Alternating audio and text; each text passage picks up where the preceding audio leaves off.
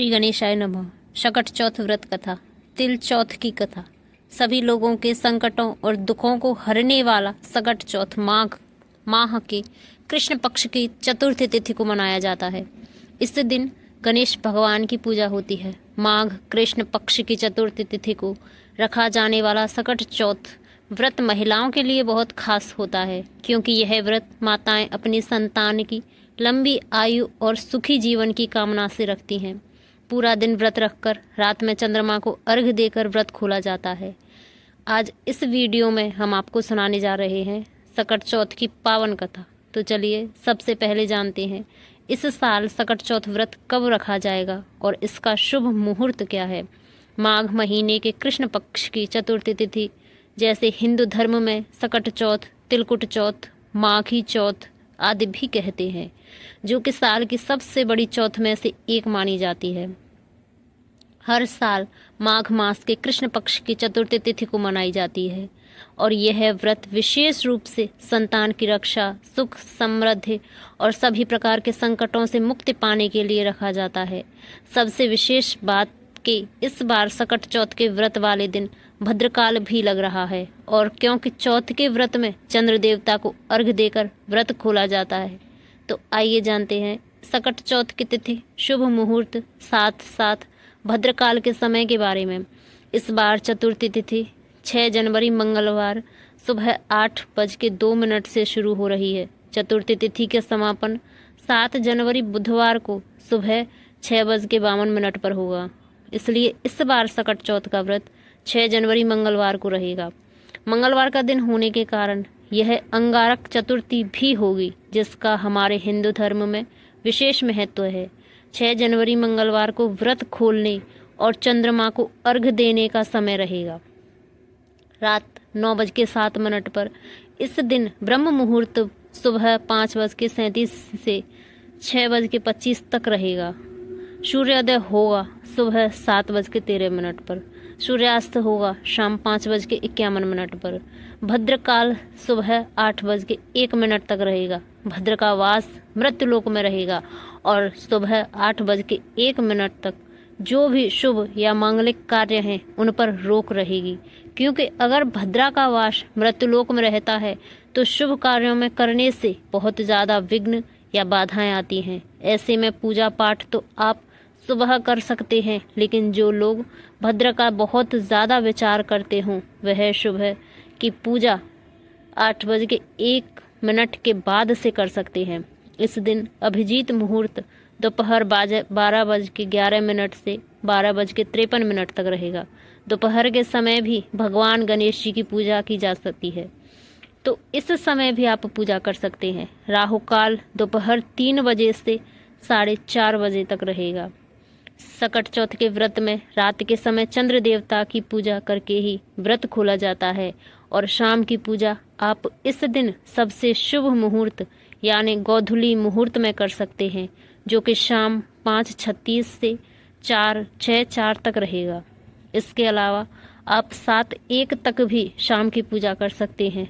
सकट चौथ के व्रत में भगवान गणेश जी और संकटा माता की पूजा की जाती है। सुबह स्नान करके व्रत का संकल्प लेकर फिर दिन भर निर्जला या फलाहार अपनी सामर्थ्य के अनुसार व्रत रखा जाता है। शाम को गणेश भगवान को तिल, गुड़, तिलकुट और लड्डू, दुर्वा आदि अर्पित किया जाते हैं। कथा का श्रवण अवश्य करना चाहिए, क्योंकि बिना कथा के व्रत अधूरा माना जाता है। चंद्र दर्शन करने के बाद ही रात को व्रत खोला जाता है।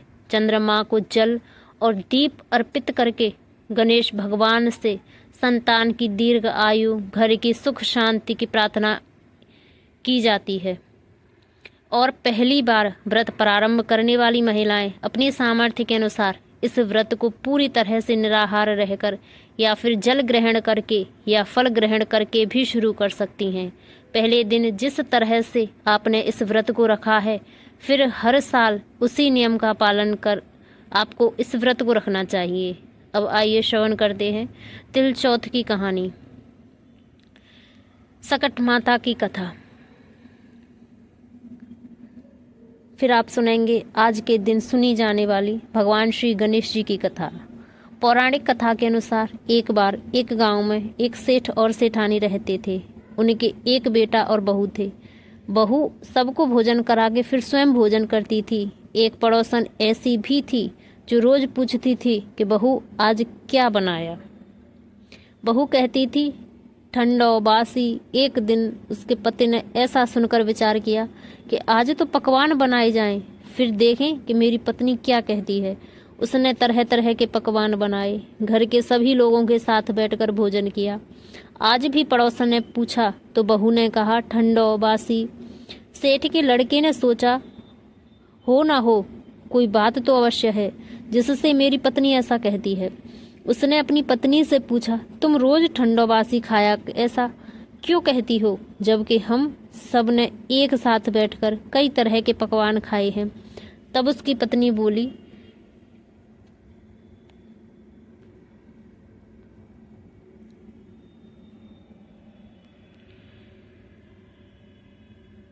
हम लोग जो कुछ भी खा रहे हैं वह आपके बुजुर्गों की कमाई है।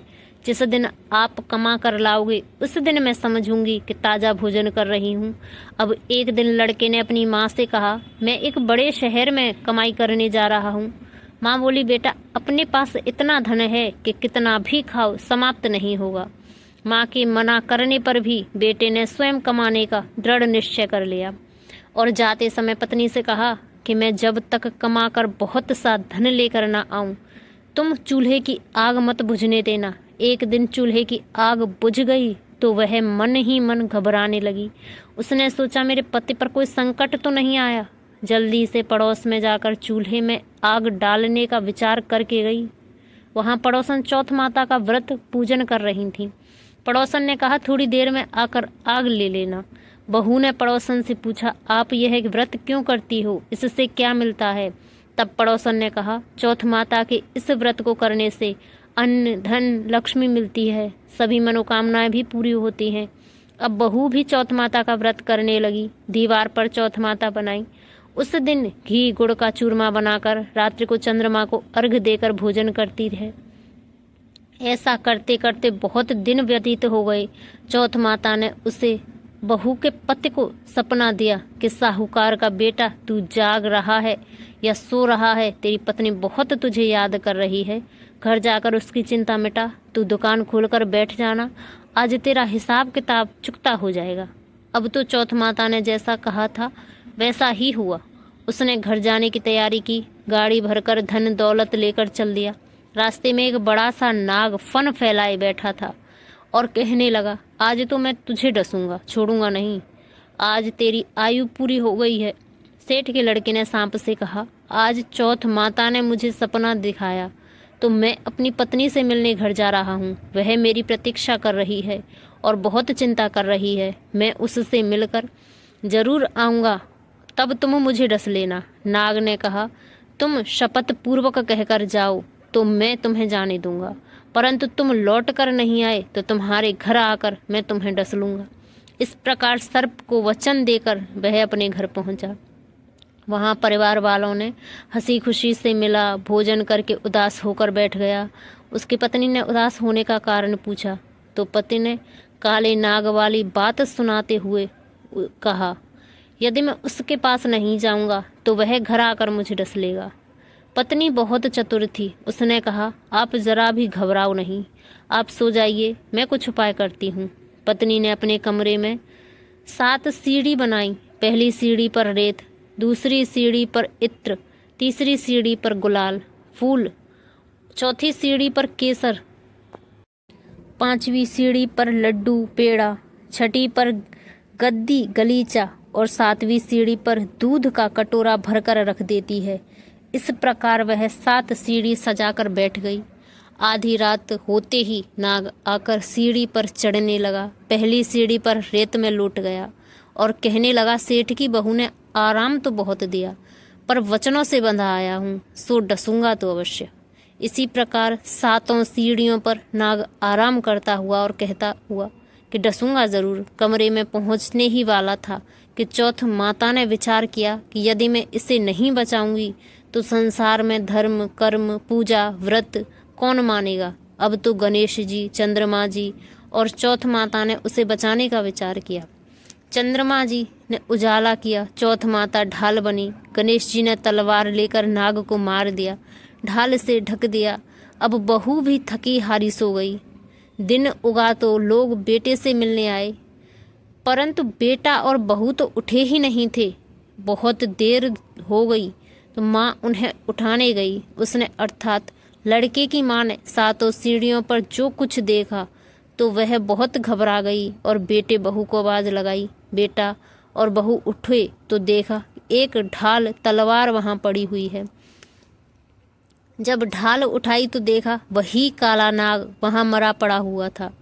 बेटा बहू ने सोचा कि आज तो धर्म कर्म की आड़ से भगवान गणेश जी चौथ माता ने हमारी रक्षा की है।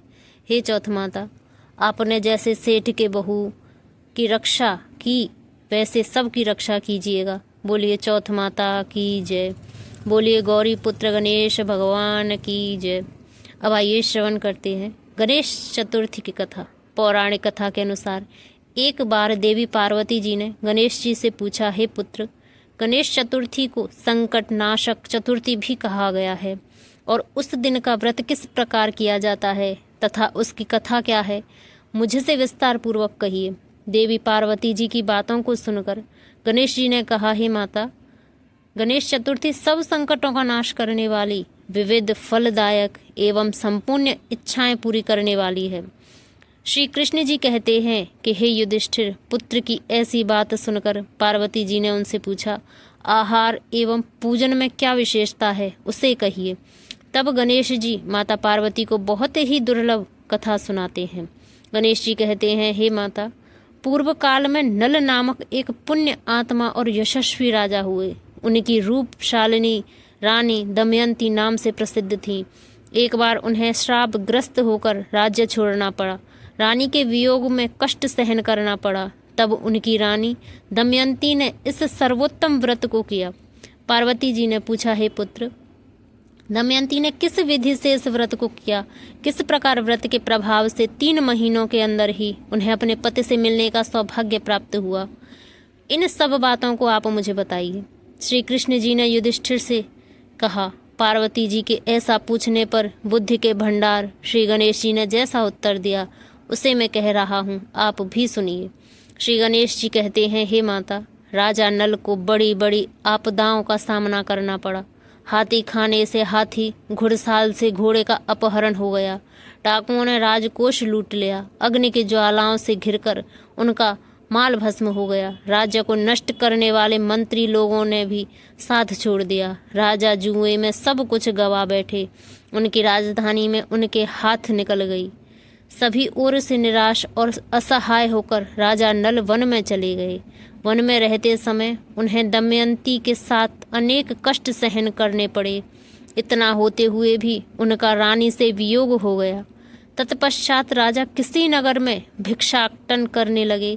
रानी किसी दूसरे नगर में रहने लगी। राजकुमार अन्यत्र नौकरी करने लगे। जो किसी समय राजा रानी राजपुत्र कहे जाते थे वही अब भिक्षा मांगने लगे। तरह तरह के रोगों से पीड़ित होकर एक दूसरे से अलग होकर कर्म फल को भोगते हुए दिन बीतने लगे। एक समय की बात है कि वन में भटकती हुई दमयंती ने महर्षि सरभंग के दर्शन किए। उसने उनके पैरों पर नतमस्तक हो हाथ जोड़कर कहा, हे ऋषिराज, मेरा अपने पति से कब मिलन होगा? किस उपाय से मुझे हाथी घोड़ों से युक्त घनी आबादी वाली नगरी मिलेगी? मेरा भाग्य कब लौटेगा? हे मुनिवर, आप निश्चित रूप से बताइए। श्री गणेश जी कहते हैं कि दमयंती का यह उत्तम प्रश्न सुनकर सुरभंग मुनि ने कहा, हे दमयंती, मैं तुम्हारा कल्याण की बात बता रहा हूँ, उसे ध्यान पूर्वक सुनो। इससे सब संकट का नाश होता है और यह सब कामनाएं पूर्ण करने वाला एवं शुभदायक है। अगहन मास के चतुर्थी संकट नाशक कही गई है। इस तिथि को नर नारियों को गजानन की पूजा करनी चाहिए। विधि पूर्वक व्रत एवं पूजन करने से तुम्हारी संपूर्ण इच्छाएं पूरी होंगी। 7 महीने के अंदर ही तुम्हारा पति से मिलन होगा। यह बात मैं निश्चय पूर्वक कहता हूँ।